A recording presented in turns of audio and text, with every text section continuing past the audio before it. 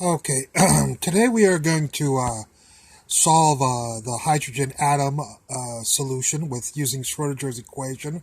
We're just going to try to get the ground state energy. So let's get started here. We'll start with Schrodinger's equation here. Del squared psi plus 2 times the mass of the electron, whose energy and potential energy we're going to use, or we're going to discover. 2 times the mass of the electron divided by h bar squared, Planck's constant, the reduced Planck's constant, or h divided by 2 pi is h bar squared.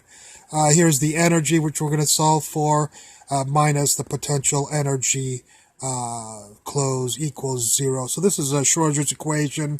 We're going to assume there's no phi or theta dependence, which means that at any angle phi or theta, the basically orbit of the electron, if you will, it does not have is not different if you change phi or theta. So anyways, of course, we'll have a radial potential energy, electrostatic potential energy, which is negative k naught, which is 9 times 10 to the ninth, q squared, that's the q on the nucleus, times the q of the electron, squared, divided by the distance from the center of the nucleus to the orbiting electron. Okie dokie. So let's first of all, we're going to have to do this in cylindrical coordinates, or spherical coordinate systems, if you will. So we're going to change the del squared, we're going to write it out as the cylindrical version. And so del squared in cylindrical coordinates is 2 over r d psi dr. And again, these are derivatives. They're not partial derivatives because we have no other variables than r. So that's why they're not partial derivatives anymore. Phi and theta are not functions of psi. So since it's only a function of one variable, we write it as a derivative, not a partial derivative. So we have 2 over r d psi dr plus d squared psi dr squared, the second derivative of psi with respect to r. Plus, so that's this right here. Del squared is psi is this operator, or this term.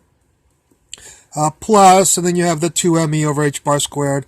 Here's the e, and then you have a negative, and a negative makes a positive, and you'll have the potential energy plugged into there. And there's your, there's our first mistake. We need a psi in here. There we go. All right. So that psi is this psi right here. So be careful. The equation I wrote before was wrong. This one is correct. Okie dokie. So we get this equation right here, this differential equation.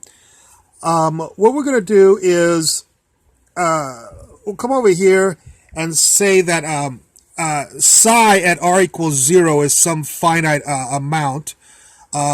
And then psi at infinity at r equals 0. I'm sorry.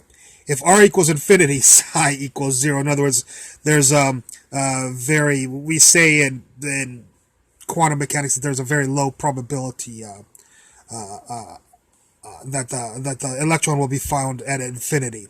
Okay, and we just assume an exponential and see if we can solve this differential equation, because otherwise we're going to assume a solution and see if it works out. If it doesn't work out, then we'll have to do something else. But let's see if this works out. Okay, and the guiding light here is these assumptions that basically the wave function at r equals 0 is some finite value. And at the wave function at r equals infinity is equal to 0. And this kind of function will satisfy both of those conditions. Psi equals e to the negative ar, where a is a constant which we got to, of course, get rid of soon before we can find the solution. Well, if this is psi, then the derivative of psi with respect to r is negative a e to the negative ar, of course. Second derivative is a squared e to the negative ar. So we got our function, our derivative, and our second derivative. And that's what we'll have the function, the derivative, and the second derivative. So we'll take these people and plug them into this equation. Let's see what we get. Well, who is psi r? Psi r is this guy, negative a e to the, and I just wrote crap because it's going to cancel anyway. So I'm just going to, this is just, it's not that you can't read it, it's just I just wrote a squibble there. So we got the 2 over r, we got the derivative of psi with respect to r. The second derivative is this guy, so plug him in there, you get that guy right there.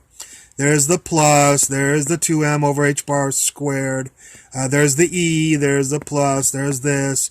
And then in for psi, of course, we're going to put this guy, psi equals e to the negative ar, which is e to the garbage right here. Okay, so if you take these three and plug them into this equation, you get this right here. The e to the garbage cancels because it's on every single term. And so that's why I wrote that simplified. And let's see what we're going to do here. What we're going to do after we cancel the e to the garbage is get the 1 over r terms corralled together and the non 1 over r terms. So what do I mean by that? Well, this term right here has 1 over r, and this term right here has 1 over r. So let's do this one first. This times this is this 1 over r times this. 2m q squared k naught, 2m q squared k naught, h bar squared, and we'll pull the r out right here because we're going to have it on both terms. This is the other 1 over r term, so if we pull the 1 over r out, you'll get 2 negative a and the e canceled. So this term is here, this term is here. What do we have left over? We have this, which is right here. Remember, the e canceled. Plus, we have this term, the energy term right here, which is right here. 2me over h bar squared, 2me h bar squared. So all the people have been taken accounted for. Okay, well, this plus this has to equal 0. And what we're going to do is that we're going to assume that, well, here, of course, for any r, this has to be equal to 0. So we can set this equal to 0. We'll solve for Mr. A. So A will equal this, this, and then the 2's will cancel. And then, of course, if this equals 0, then and we make this equal 0, then we have this plus this will equal 0. So if we set this equal to 0 and solve for the energy, energy will equal negative a squared, h bar squared, and a 2m on the bottom. So there's our energy equation.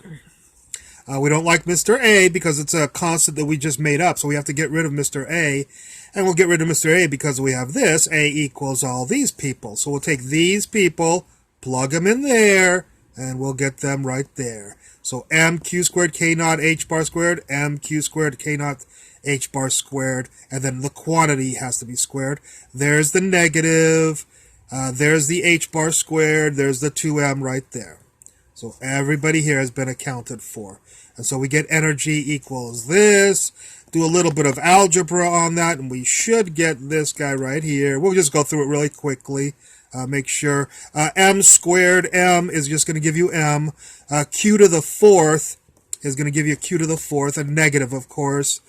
K naught squared is, oh, there we go. Our next mistake. That should be K naught squared. And h bar squared, h bar to the fourth should be an h bar squared on the bottom. And we have the 2 right here. Okay. All right. So I think we've got, everybody has been accounted for algebraically here. And so this now doesn't have the a in it anymore, the arbitrary constant that we introduced in our assumption for our solution to psi. That A we have to get rid of, I told you. And so there's no more A in here. Now what we'll do is we have m of the electron. This is the mass of the electron, 9.11 times 10 to the negative 31 kilograms. Q of the electron is 1.6, and Q of the we're going to assume it's just hydrogen, so there's just one proton. So the Q of the proton and the Q of the electron is both 1.6 times 10 to the minus 19 coulombs.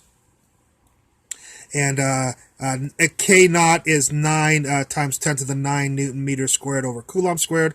H bar is, of course, H divided by 2 pi. H is 6.626 times 10 to the negative 34, all divided by 2 pi.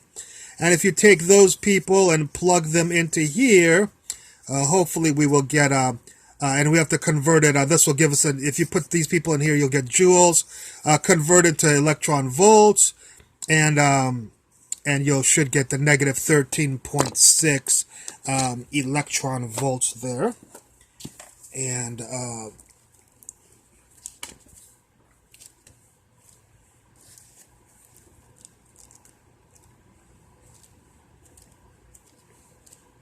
okay, so